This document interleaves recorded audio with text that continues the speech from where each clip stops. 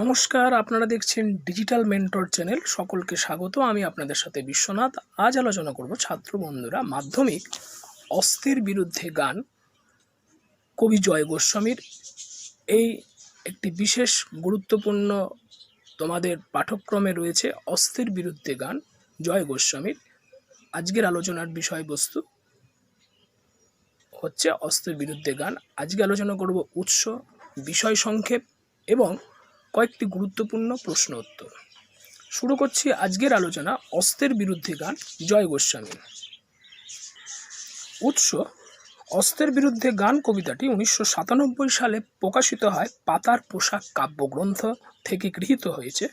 1997 সালে এই কাব্যের জন্য কবি জয় গোস্বামীকে বীরেন্দ্র চট্টোপাধ্যায় স্মৃতি পুরস্কারে সম্মানিত করা হয়। পাতার পোশাক কাব্যটিতে মোট কবিতা সংখ্যা 55টি। অস্ত্রের বিরুদ্ধে গান কবিতাটি এই গ্রন্থে 20 সংখ্যক কবিতা। এবার চলে আসছি বিষয় সংক্ষেপ। অস্ত্রের বিরুদ্ধে গান কবিতাটি, ছাত্র বন্ধুরা তোমরা লিখে নেবে পজ করে করে। অস্ত্রের বিরুদ্ধে গান কবিতাটি পাতার পোশাক কাব্যগ্রন্থের অন্তর্গত। এই কবিতায় কবি অস্ত্রের বিরুদ্ধে মানবতার জয়গান গেয়েছেন।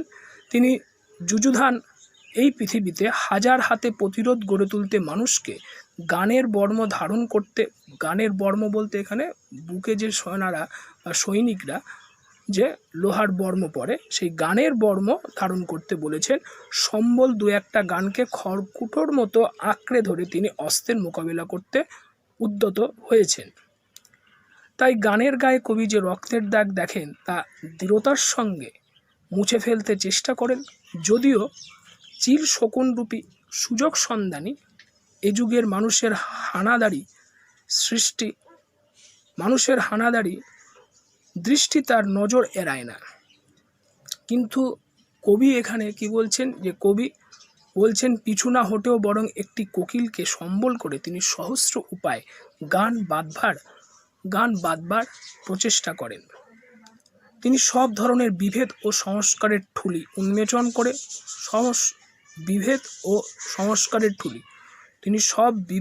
সব ধরনের বিভেদ এবং সংস্কারের ঠুলি উন্মোচন করে, অর্থাৎ বাধা ব্যবধানের বর্ম ছিঁড়ে আদুর গায়ে মাথায় ময়ূর পালক গোজা এক ঋষি বালককে দেখেন, যার হাত ধরে গানকে সঙ্গী করে নদীতে দেশে গায়ে ঘুরে বেড়ানো সম্ভব হয়।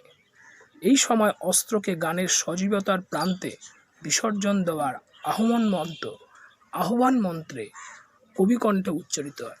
একটি আহ্বান মন্ত্র কবিকণ্ঠে উচ্চারিত হয়। এবার আসছি অতি সংক্ষিপ্ত প্রশ্নোত্তরে। প্রতিটি প্রশ্নের মান 1। অস্ত্রের বিরুদ্ধে গান কবিতায় কি ফেলার কথা বলা হয়েছে? অস্ত্রের বিরুদ্ধে গান কবিতায় অস্ত্র ফেলার কথা বলা হয়েছে।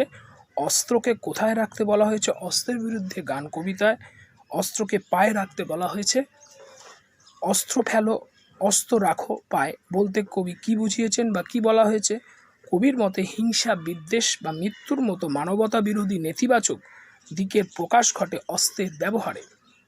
তাই কবি অশুভ শক্তিকে দমনের কারণে অস্ত্রকে পায়ে রাখতে বা পদদলিত করতে বলেছেন। পরবর্তী প্রশ্ন, অস্ত্রের বিরুদ্ধে কবির হাজার হাত পায়ে এগিয়ে আসার অর্থ কী? অস্ত্রের বিরুদ্ধে গান কবিতা অনুসারে অস্ত্র যেহেতু মানুষের দানব বৃত্তির, মানুষের মধ্যে ভালো এবং মন্দ দুটি প্রবৃত্তি ঘটে এবং সুযোগ সন্ধানী মানুষের মধ্যে দানব বৃত্তির প্রকাশক, তাই তাকে সর্বশক্তি দিয়ে প্রতিরোধ করতেই কবি হাজার হাতে পায়ে এগিয়ে আসার কথা বলে। হাজার হাতে পায়ে মানে অনেক মানুষকে একত্রিত হতে বলেছেন, জোটবদ্ধ হতে বলেছেন, ঐক্যবদ্ধ হতে বলেছেন। কবি হাত নাড়িয়ে কি তাড়ান? অস্ত্রের বিরুদ্ধে গান কবিতায় কবি হাত নাড়িয়ে অস্ত্র থেকে নির্গত বন্দুকের গুলি বা বুলেট তাড়ান, অর্থাৎ মানুষের দানব বৃত্তিকে অবজ্ঞা করে অগ্রসর হতে চান বা অগ্রসর হন। কবি অস্ত্র থেকে নির্গত বুলেটের প্রতিরোধ করতে কী ব্যবস্থা নেন? অস্ত্রের বিরুদ্ধে গান কবিতা অনুসারে কবি অস্ত্র থেকে নির্গত বুলেটের প্রতিরোধ করতে, বুলেট বলতে গুলি, গানের বর্ম ধারণ করেন। গানের বর্ম আজ পড়েছি গায়ে বলার কারণ কি? কবির মতে দানবত্বের সঙ্গে সংগ্রাম, মানবতার প্রাণময় সজীবতার গানই সব অসহায় মানুষের অঙ্গাবরণ, অর্থাৎ অঙ্গের আবরণ। গানই অমঙ্গলের স্পর্শ থেকে বাঁচাবে মানবের অন্তরের কোমলতাকে। গানও তো জানি খড়কুটো বলার কারণ কি? প্রশ্নের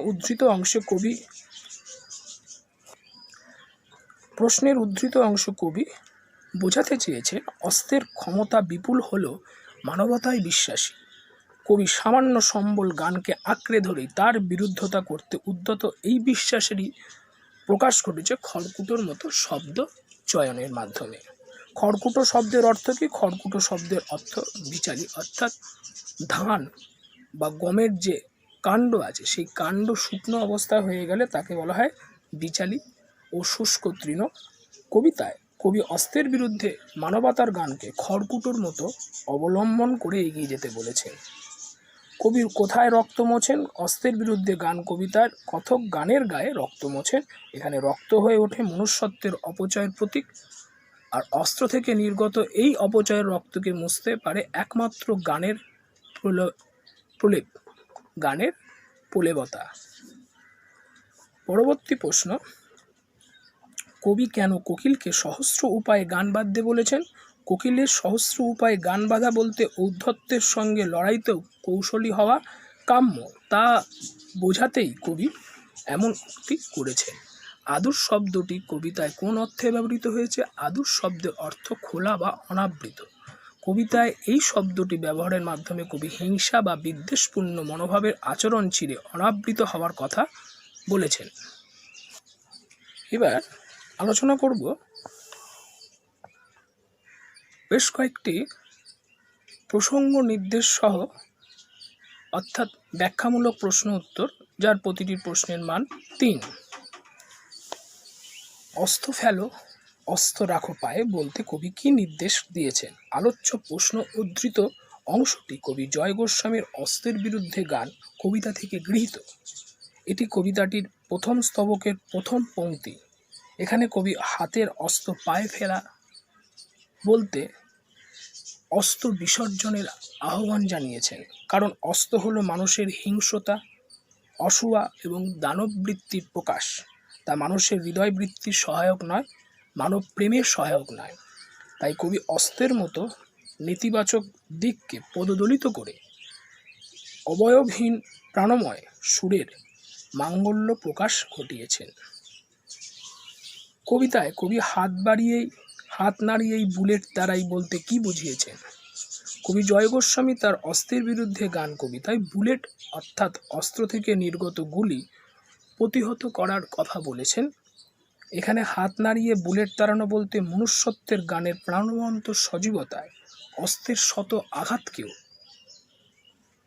তুচ্ছ জ্ঞান করার কথা বলেছেন। এই বুলেটের একটি গায়ে লাগে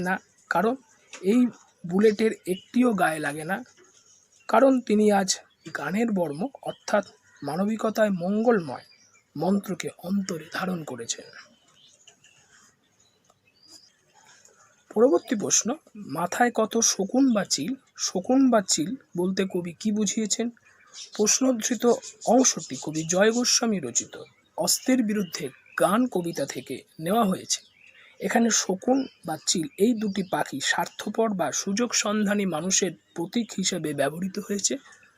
সুবিধাবাদী ও লোভী মানুষের দল নিজের স্বার্থ চরিতার্থ করার জন্য তীক্ষ্ণ দৃষ্টিতে অন্যের ওপর নজরদারি চালায়। কবি যখন মানবতার জীবনজয়ী গানকে সঙ্গী করে অস্ত্রের বিরুদ্ধতা করেছেন, প্রতিবাদ করেছেন, তখন এই শকুন বা চিলরূপী মানুষদের দৃষ্টি এড়ানো সম্ভব হয়নি। তা প্রত্যয়ী কবি নিজের লক্ষ্যে অটল ও অবিচল। আজ এই পর্যন্ত ছাত্রবন্ধুরা, আজকের এই অস্ত্রের বিরুদ্ধে গান কবি জয় গোস্বামীর একটি সুন্দর কবিতা, যা সমাজকে মেসেজ দেয়, এই কবিতাটি আলোচনার অংশ যদি তোমাদের ভালো লেগে থাকে, তোমাদের প্রত্যেকের কাছে আমার অনুরোধ, তোমরা ভিডিওটি লাইক করবে, বন্ধুদেরকে শেয়ার করবে, এবং যারা এখনও ডিজিটাল মেন্টর চ্যানেলটি তোমরা সাবস্ক্রাইব করে উঠতে পারোনি, তাদের কাছে আমার অনুরোধ রইল তোমরা ডিজিটাল মেন্টর চ্যানেলটি সাবস্ক্রাইব করে পাশে থাকা নোটিফিকেশান বেল আইকন অন করে দেবে, এবং অল অপশানে ক্লিক করলে এই ধরনের শিক্ষামূলক ভিডিও ডিজিটাল মেন্টরের পক্ষ থেকে তোমাদের কাছে সবার আগে পৌঁছে যাবে। ভালো থেকো, সুস্থ থেকো। ধন্যবাদ।